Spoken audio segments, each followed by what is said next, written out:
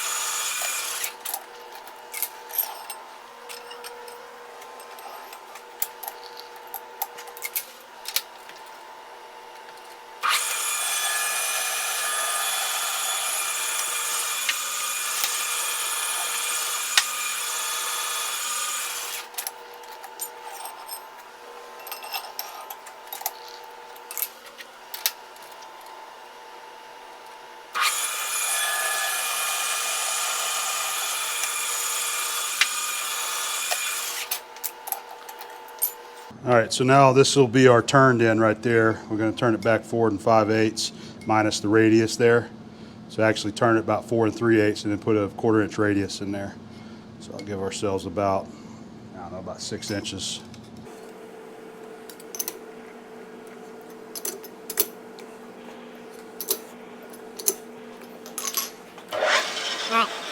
Drill a center and then turn it.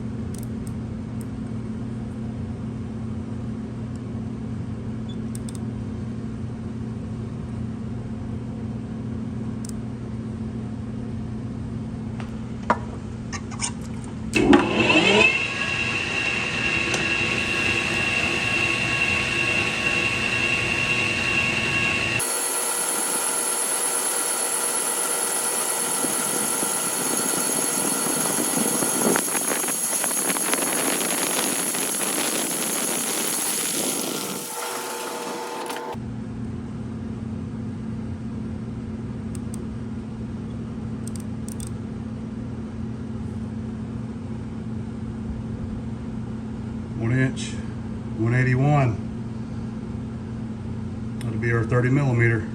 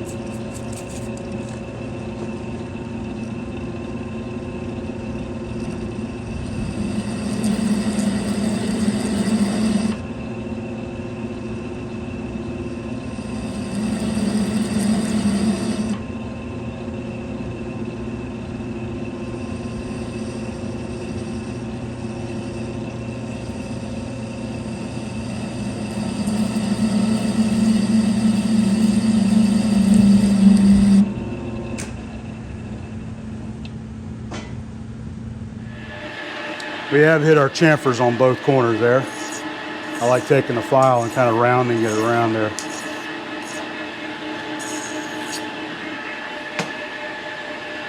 Take some emery paper and blend that radius.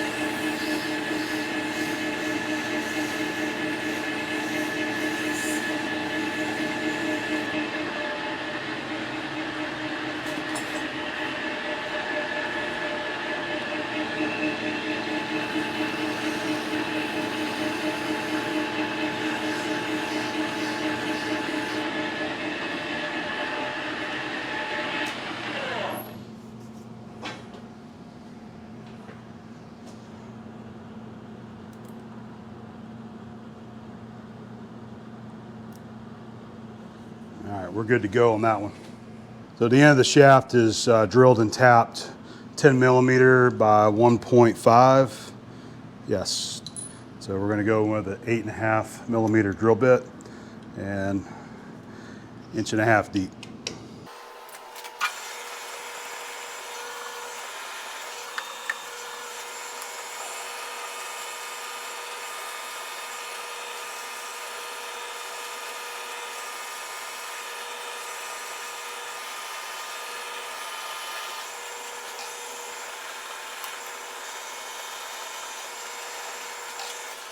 All right, we got us a nice spiral fluted tap right there. We're going to use some of this anchor lube to lubricate the tap.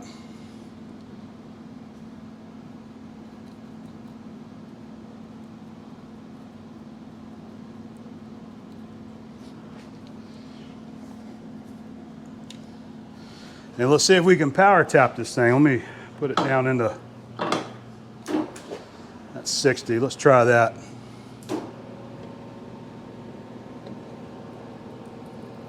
Hoping it'll do it without spinning.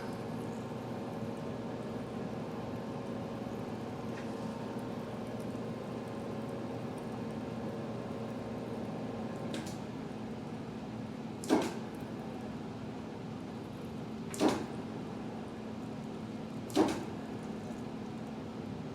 right, that's going to be about the end of it right there. So go ahead and back it out.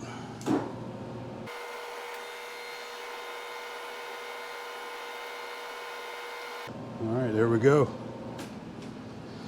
Anchor lube does a good job. All right, so one of the shafts is now completed with the lathe work here. I did hit this in with some Scotch-Brite to just kind of polish that up a little bit.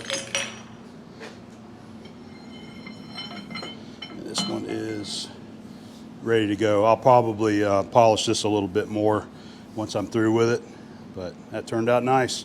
So we just got to do this one more time on the other shaft.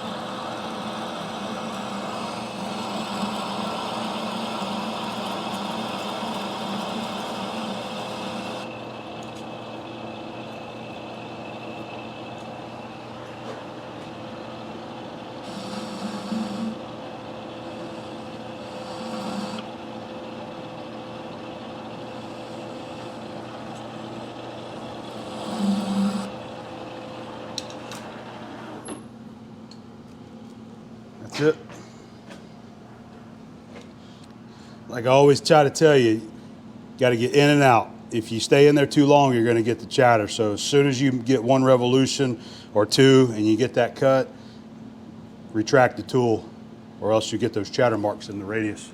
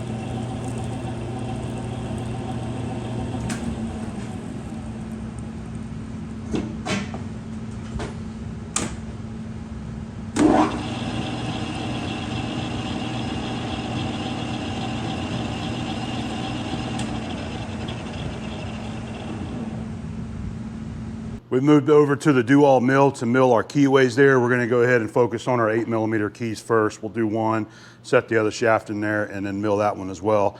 And then we'll move down to our two 3/8 keyways on each shaft. So I'm using, this is a good example of a shaper planer gauge right here. This is an adjustable gauge, and I'm simply using it as a rest, a stop for the shaft to sit on. So once we get the shaft bumped down nice and parallel on top of the parallel there and we're straight, you come up there with this planer gauge and you just slide it up underneath there and you loosen this nut and this slides up and down so it creates a wedge, and you just come up to where it just touches. You just feel it, so it just provides a nice rest there. So we can, once we're through with this shaft, you can loosen the vise, pull this shaft out, set the other one in, you're gonna be in the same place right there. But we always make sure that our work surface is bumped down parallel onto the parallel in the vise right there. So we're all set up. I've got my offset set right there on what we need on our length of our keyway to be. So we'll go ahead and get this guy milled in. I've got my flat established, so we're gonna bring the knee up to our depth.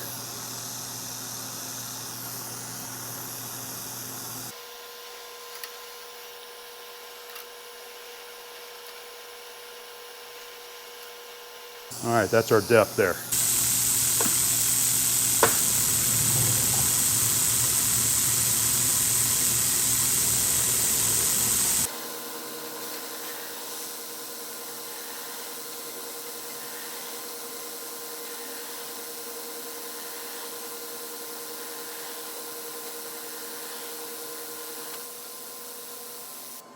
So I used a 5/16 end mill.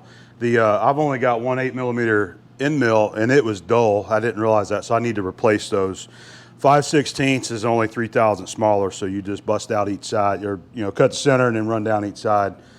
So I've got a 314 and a 315 gauge pin right here. Here's the 314.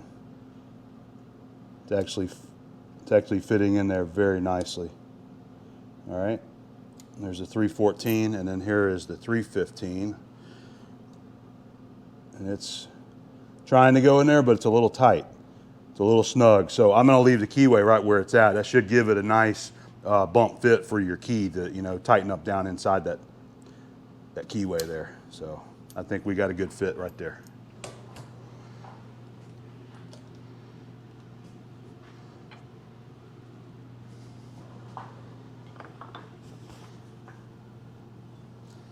Make sure there's no chips inside there in the vise or on the parallel.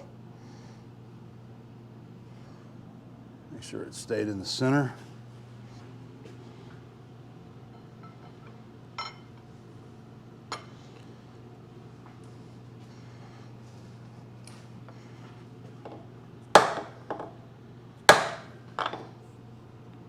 All right, parallel is nice and snug. Good to go.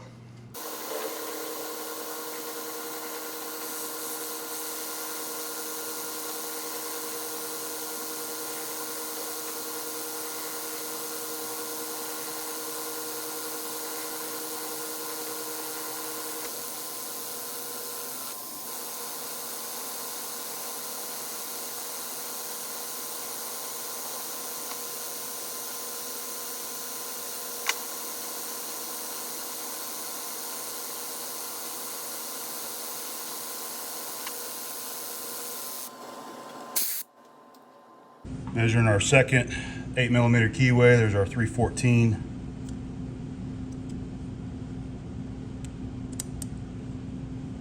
Fits in there loosely. We have our 315.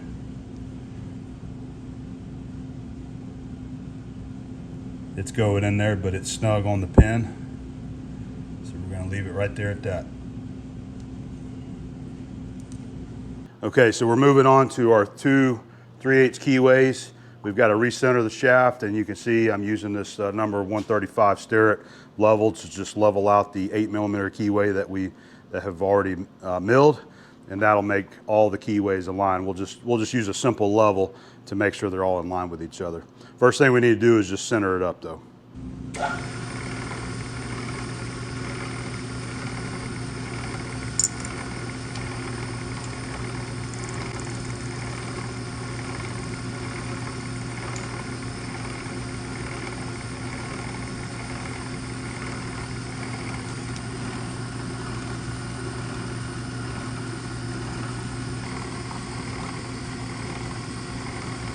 Find the 0 on one side, come to the other side, come in until the edge finder kicks off, just like that.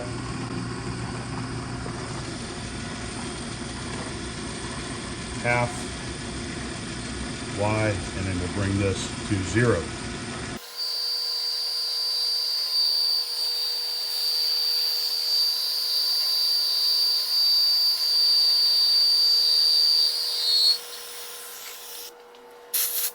I swapped end mills over back to a 2-flute end mill. I always just seem to get much better results using a 2-flute center cutting end mill for cutting keyways. The 4-flutes just always seem to have chatter in them, so that's what we're going to use here. Got our depth set.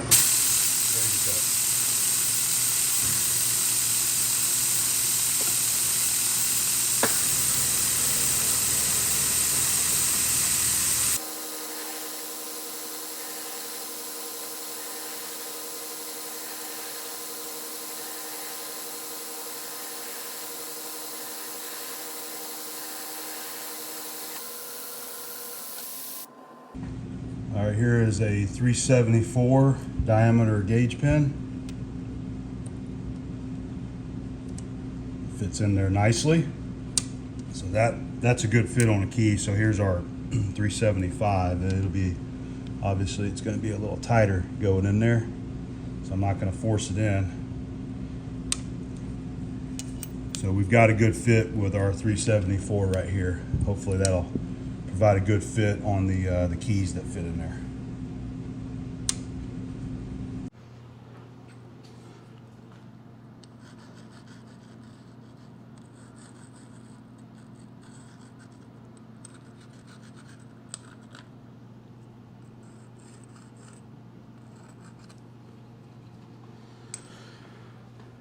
All right, this one is finished up. All we got is one more shaft to cut the two 3/8 keyways in there, and this job will be finished up. All right, Joe just called me and asked if I could bring him the one shaft that I've already got done. He's ready to get the first roller together. So I'm gonna take a break and take this one down there and drop it off. We might be able to get a shot of the roller that this is going in. And then once I come back, I'll finish this one up. The second one is actually a spare unit. The first one right here, or one of the units, they're wanting back ASAP as soon as they get it done. So he's just wanting to get his hands on this one right now. So we'll head down there and drop this one off. All right, so Joe, he said dirty the machinist, right? Dirty machinist. So we ordered these sprockets for the to be the actual hub, and he did the dirty work of turning them to fit the pipe. So he's using some pipe just like that. So these are going to get welded in there. The shaft goes through. Is it fitting? It should. There you go. There you go. I'll put the keyway in there. Yeah, so it'll work out. Put the key in there and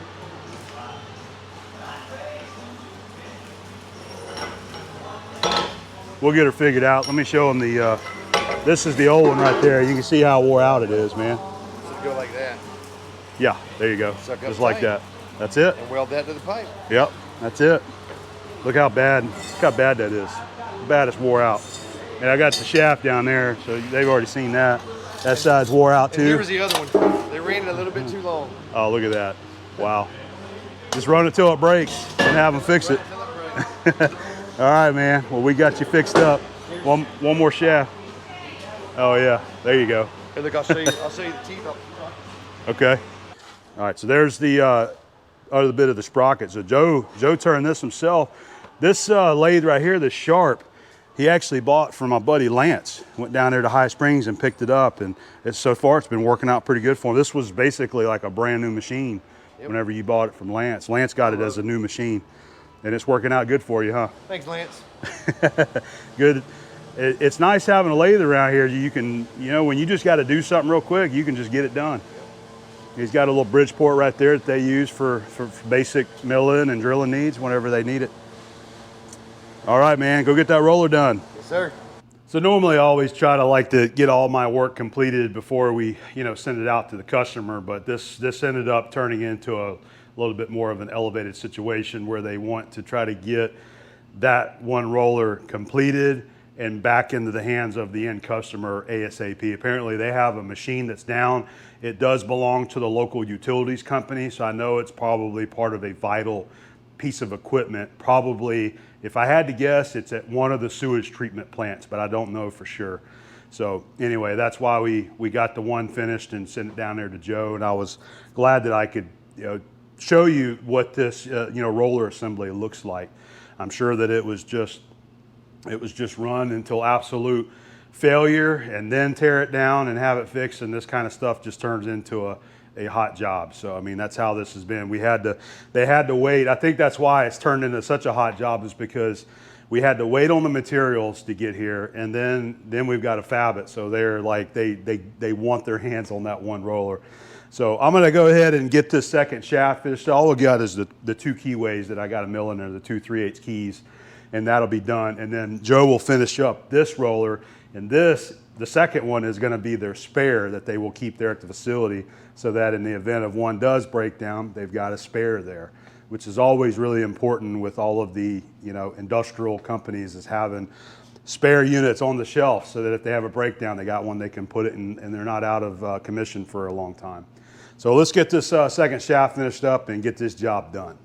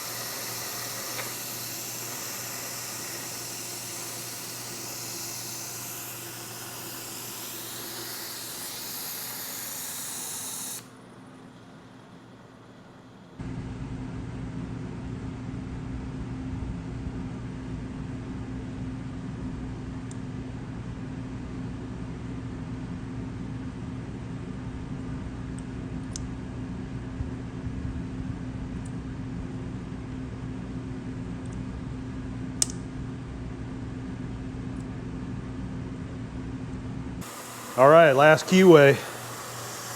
Job is almost completed.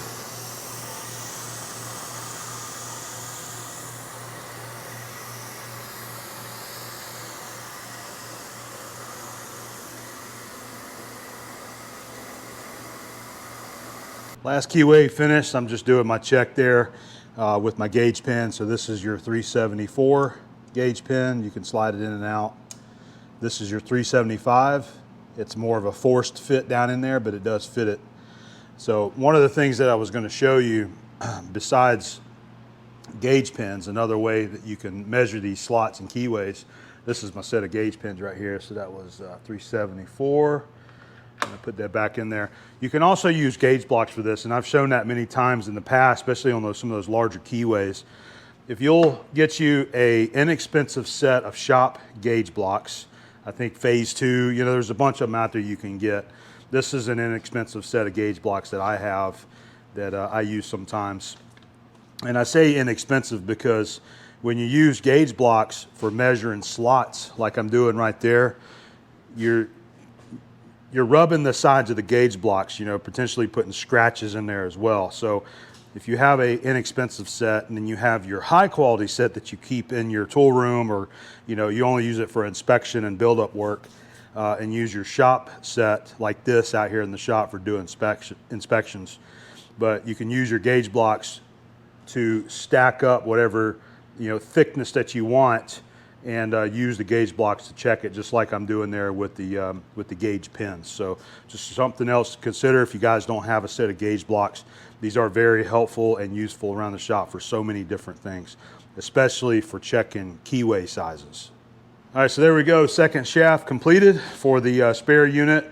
We're gonna go ahead and load this guy up and you know, take him back down there to Joe.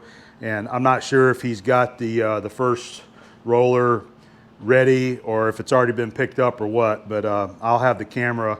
If he's still got it down there, I'll pull the camera out and show you guys what the finished job looks like. But you know, this is just the kind of stuff right here that we deal with in with the machine shop industry. Is companies and you know, industrial systems are broke down, and they rely on people like machine shops and fabrication shops to fix and repair and build and get them back in business.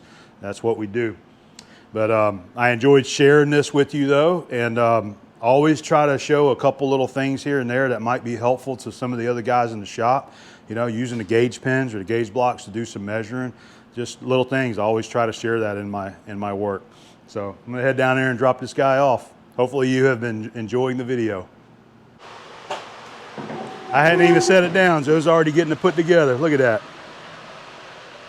Look at that, my keyway's looking at perfect, ain't it? Perfect. How did they bump in there? Oh, look at that fit. Yep, perfect. See how I was just showing them, I was using my gauge pins. I made that 374 thousandths wide. Oh yeah? I was trying to make it tight enough to where that was, so that's a good fit right there. So I barely tapped it in there. Yeah, there you go, perfect fit. All right, so he's gonna go ahead and get the second one. You got the first one done, right? Yep. Let's check it out. There it is. You reached in there and stick welded it? Okay, cool. Well, that's gonna get them back in business right there, ain't it? Do we know what it's for? Like what kind of machine it's for, or what it's doing? Yeah, what's rolling on this? We don't know. That's usually how it goes though. But I know that. yeah, I figured it's for the utilities and it's some of their equipment down there. I So say they roll some of that poly pipe off of it. I think okay. that's what it's for. Yeah. The truck that pulls in there, they got a bunch of that poly pipe. I think that's all it does, just run off. They got a bigger spool of it in the back of the truck. And it runs off the back of it. Alrighty. Well, good deal. That's one emergency down. Only got one more to do, and you'll be ready for Friday.